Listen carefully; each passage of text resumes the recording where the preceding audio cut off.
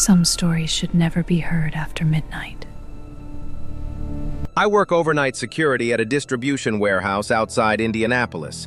Midnight to 8 a.m. It's not glamorous, but it's quiet.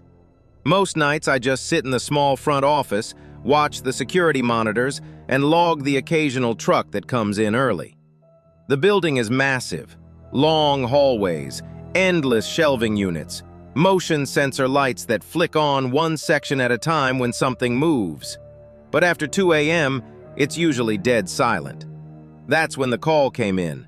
2:11 a.m. The office phone rang. That never happens. Drivers call dispatch, not the security desk. The phone rang once, twice, 3 times. I almost let it go to voicemail, but I answered. Warehouse security. Silence. No breathing, no background noise, just a faint static. Hello? I said again. Then I heard it. A whisper, soft, close to the microphone. You left it unlocked. My stomach tightened. What? Silence. Then the line went dead. I stared at the phone. The call log showed internal. No number, just internal extension. We only have 3 internal lines in the building: the front office, the break room, and the warehouse supervisor's desk. The supervisor wasn't scheduled that night, and no one else was supposed to be inside. I checked the monitor for the break room. Empty. Lights off. I zoomed in. Chairs stacked. No movement. Then I checked the supervisor's office camera. Door closed. Lights off. Nothing unusual. I leaned back in my chair trying to rationalize it. Maybe someone accidentally dialed the wrong extension earlier and it glitched. Maybe the phone system bugged out. Then I heard something else. A distant metallic echo. From inside the warehouse, like a door closing.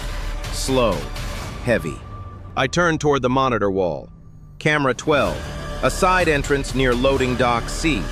The red locked indicator on the screen was blinking. It shouldn't blink. It stays solid red when secured. Blinking means it was recently opened.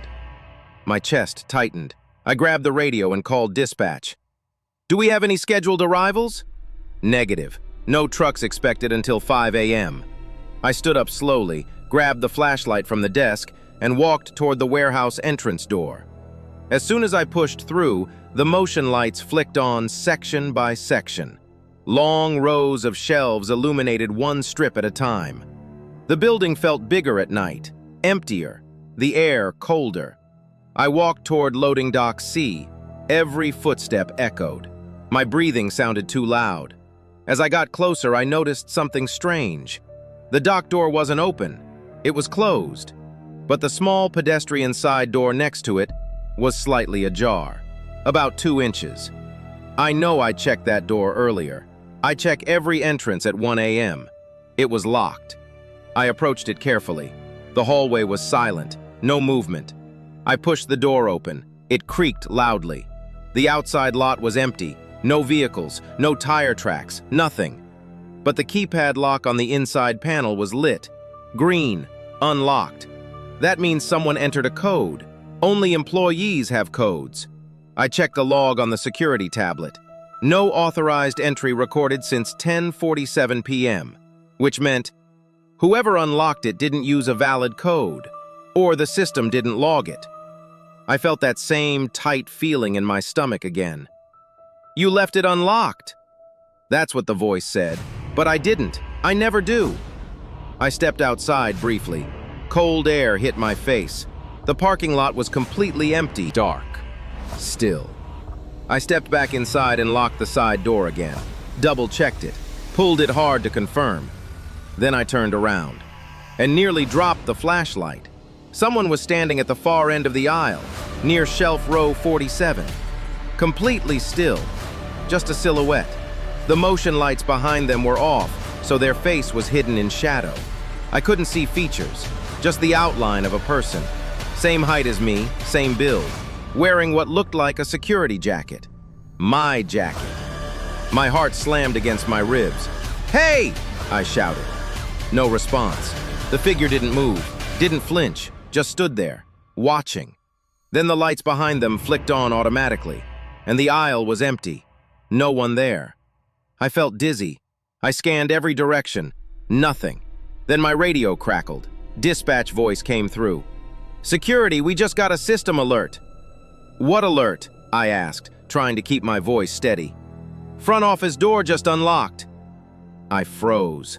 I was nowhere near the front office. I was halfway across the warehouse, and I had locked it behind me when I walked out. Slowly, very slowly. My phone in my pocket started vibrating. Unknown number. I didn't answer. It went to voicemail. Immediately after, the office phone rang again. 2:17 a.m. Through the warehouse speakers, echoing across the empty building. Ring, ring, ring. And then, over the intercom system, a whisper. "You're in the wrong place. You're in the wrong place." The whisper echoed through the warehouse speakers, not loud, not distorted, clear, calm, like someone standing right behind me. My hands went numb around the flashlight. The intercom system can only be accessed from two locations, the front office and the supervisor's desk. I was standing halfway across the warehouse, which meant someone was at one of those desks. Dispatch's voice came through my radio again. "Security, confirm. Did you unlock the front office?" "No," I said, my voice barely steady. "I'm in the warehouse." There was a pause. Then Dispatch replied, slower this time. "Well, according to the system, your badge just unlocked it." My heart stopped. "My badge is with me," I said. I looked down. The ID card clipped to my jacket. Still there. Still clipped. "Check again," I said. Dispatch hesitated. "It shows badge ID 3147. That's yours." I felt like the air had been sucked out of the building. I hadn't scanned my badge anywhere. I hadn't been near the front office door. Then my phone buzzed again. Voicemail received. Unknown number. I didn't open it. Instead, I ran, down the aisle, toward the front office corridor. The motion lights flicked on ahead of me one section at a time. Each time they lit up, I half expected to see someone standing there. But the aisles were empty. Shelves silent. Concrete floors bare. As I reached the office hallway, I slowed down. The front office door was open, wide open, lights on inside. I know I turned them off before walking into the warehouse. I stepped inside cautiously. My desk chair was pulled out. The phone receiver was off the hook, resting on the desk. The computer monitor was awake. Security software open, camera feeds visible. But one camera feed was missing. Camera 12, loading dock C. The screen was black, no signal. I moved closer to the monitor, and that's when I saw something that made my chest tighten.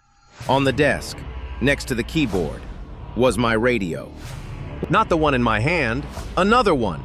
Identical, same model, same scratches on the side, same cracked plastic near the battery. I slowly looked down at the radio I was holding, then back at the one on the desk. They were identical, even the small sticker with my name. Jason. I didn't put that one there. There was only one radio assigned per shift.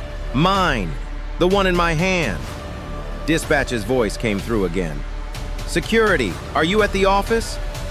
"Yes," I whispered. Another pause. Then Dispatch said something that made my skin crawl. "Okay, because your GPS tag shows you're still at loading dock C." My heart slammed. "That's not possible," I said. "I'm in the office. We're looking at the map right now. Your location hasn't moved."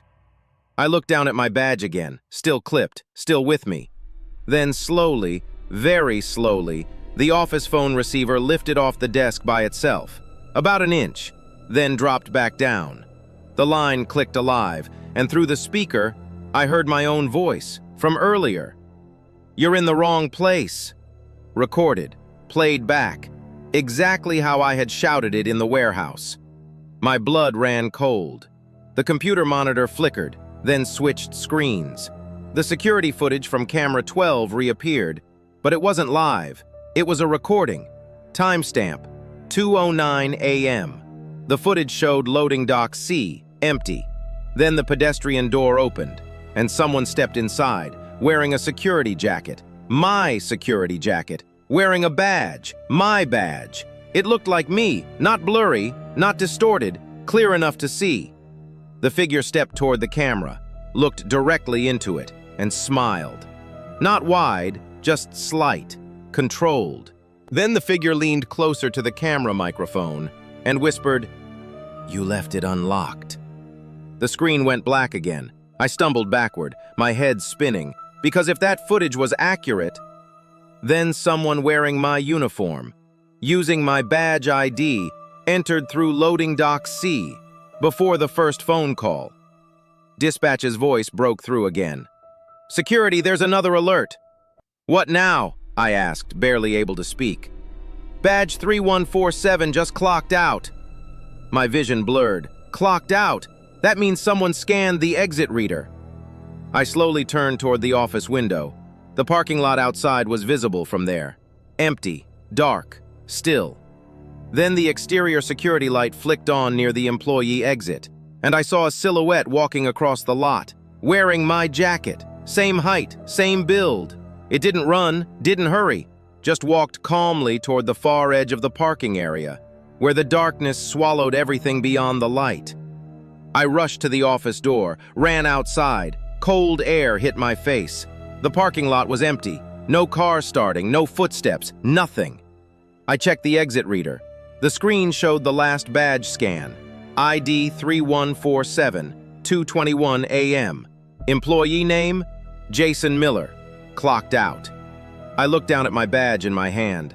Still there. Still warm from my grip. I didn't finish that shift. Management reviewed the footage. They said there was a system glitch. They said maybe the badge reader misfired. They said the camera could have been manipulated. But no one could explain the duplicate radio. No one could explain the missing footage. No one could explain how my voice was recorded and played back through the intercom. I quit a week later. Took a daytime job. Different building, different company. But sometimes, around 2:11 a.m., my phone rings. Unknown number. I never answer. But the voicemail always says the same thing. In my voice. You left it unlocked. This was Midnight Whispers. If you ever work the night shift alone, make sure you're the only one clocked in.